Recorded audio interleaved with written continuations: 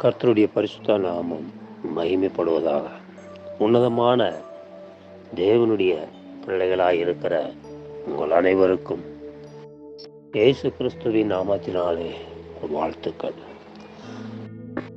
ஏசா நிச்சயமாக இயேசுவாலே நமக்குடைய ஆசீர்வாதத்தை தர முடியும் என்று சொல்லி விசுவாசிக்கிற அனைவருக்கும் சொல்லுகிறதான அல்லது தேவன் எதிர்பார்க்கிறதான ஒரு காரியம் என்னவென்று சொன்னார்.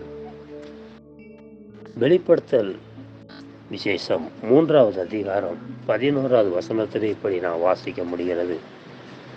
இதோ நான் சீக்கிரமாய் வருகிறேன், ஒருவனும் உனக்குள்ள கிரீடத்தை எடுத்துக்கொள்ளாதபடிக்கு உனக்குள்ளதை நீ பற்றி கொண்டேரு என்று சொல்லி இயேசு சொல்லுகிறார். காரணம் என்னவென்று சொன்னால், இந்த பூமியிலே நாம் வாழ்கிற நாட்கள் முழுவதுமாக நாம் மற்றவர்கள் மீது கரிசனை உள்ளவர்களாக இருக்கிறோம் தவிர நமக்குள்ளதை நாம் இழந்து கொண்டே இருக்கிறோம் என்பதை மறந்து விடுகிறோம்.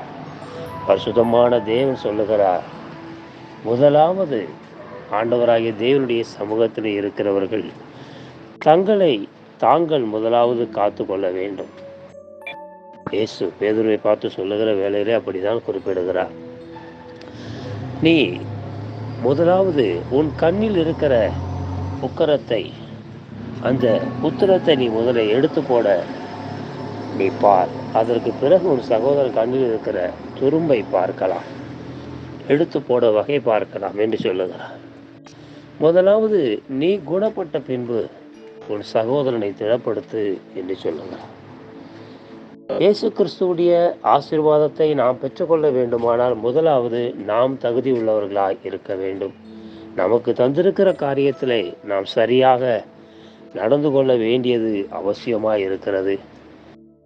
தேவனுடைய வேதத்திலே ஆண்டவராகிய தேவனுடைய வாக்குத்தத்தத்தின்படி சுதந்திரனாக பிறந்ததான ஈசாக்கு கூட தன்னுடைய வாழ்க்கையிலே தன்னுடைய காரியத்திலே சரியானவனாய் ஆண்டவராகிய தேவனுக்கு முன்பதாக நீதிமானுமாய் காணப்படுகிறதற்கு ஒரு காரணம் உண்டு.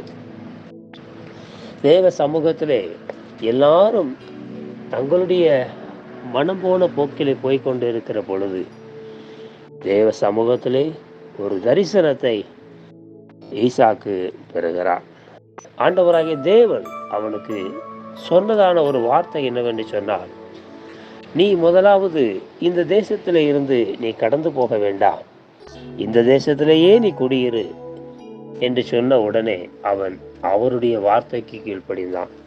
ஆதியாகமம் 26வது அதிகாரத்திலே 12வது வசனத்திலே இப்படி வாசிக்கிறோம், அந்த தேசத்திலே ஆண்டவர் குறிப்பிட்டதான அந்த தேசத்திலே அவன் குடியிருந்தபடினாலே அவனுக்கு அந்த தேசத்திலே அவன் விதைத்தான், 100 மடங்கு ஆசீர்வாதத்தை பெற்றுக்கொண்டான். ஆசீர்வாதத்தை பெற்றுக்கொண்ட உடனே அவன் ஆண்டவரை மறந்தவனாக அல்லது தேவன் தனக்கு கொடுத்திருக்கிற நன்மைகளை இழந்தவனாக அவன் காணப்படவில்லை. ஆண்டவருடைய சமூகத்திலே ஆதியாகமத்திலே 26வது அதிகாரத்திலே 24வது வசனத்திலே இப்படி நாம் வாசிக்க முடிகிறது, என் ஊழியக்காரனாகிய ஆபிரகாமே நிமித்தம் நான் உன்னை ஆசீர்வதிப்பேன் என்று சொல்லுகிறார்.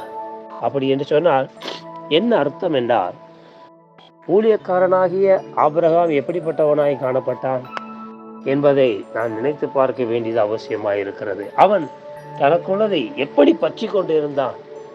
தேவன் ஒன்றுமில்லாதவனாய் அவன் அழைத்த போதிலும் பெரிய சீமானாய் மாற்றினார். அவருடைய சமூகத்திலே அவன் சீமானாய் இருந்த போதிலும் கூட கர்த்தருடைய காரியத்திலே அவன் நிர்விசாரமாய் இருக்கவில்லை.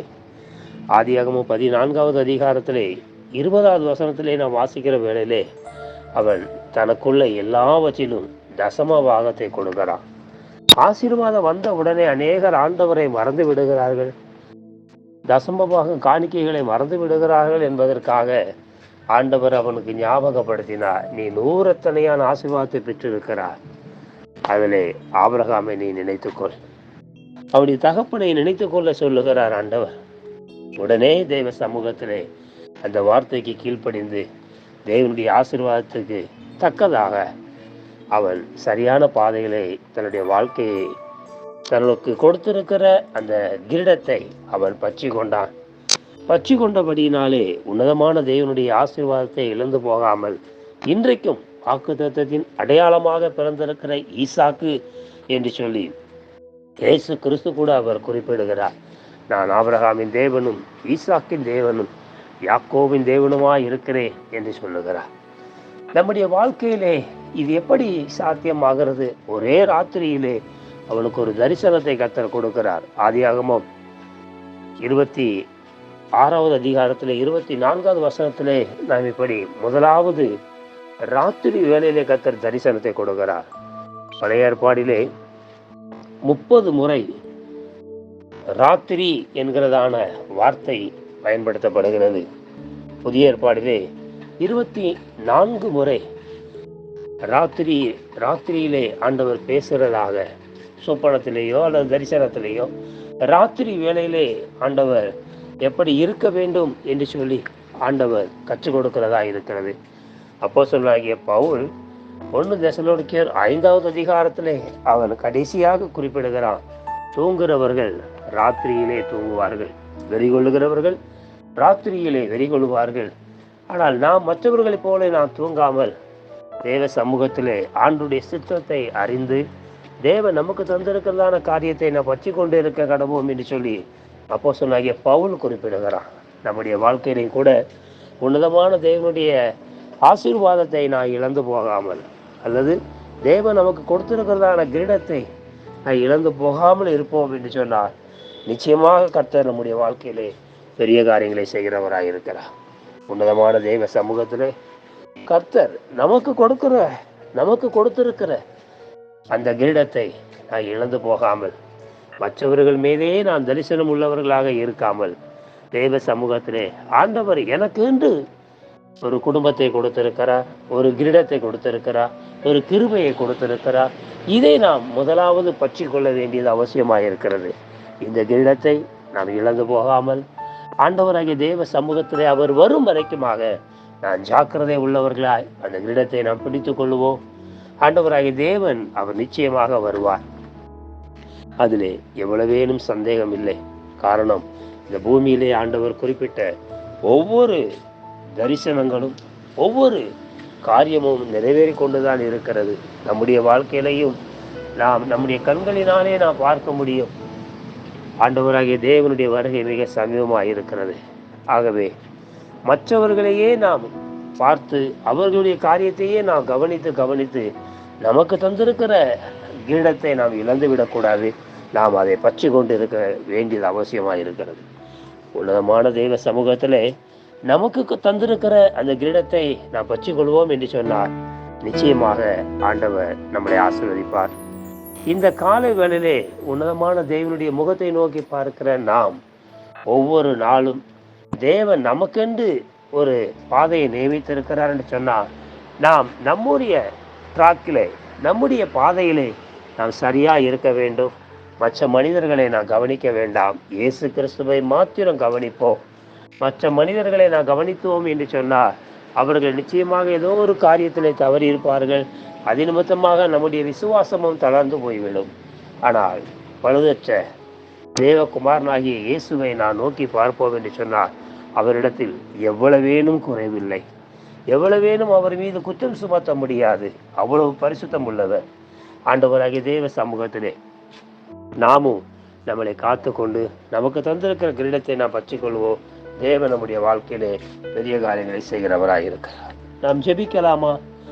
அன்பின் பரலோக பிதாவே, ஆசீர்வதிக்கப்பட்ட நேரத்துக்காக நன்றியோடு உம்மை ஸ்தோத்திரிக்கிறோம். உம்முடைய நல்ல நாமம் மகிமைப்படும்படியா தேவரீர் எங்களுக்கு நீ தந்திருக்கிறதான கிரீடத்தை நாங்கள் இழந்து விடாதபடி நாங்கள் எங்களுக்கு தந்திருக்கிறதை நாங்கள் பற்றி கொள்ள எங்களுக்கு நீங்கள் கிருபை செய்யுங்க. ஒவ்வொரு நாளும் உம்முடைய முகத்தை நோக்கி பார்க்கிறதற்கு எங்களுக்கு நீங்கள் பலன் தாங்க.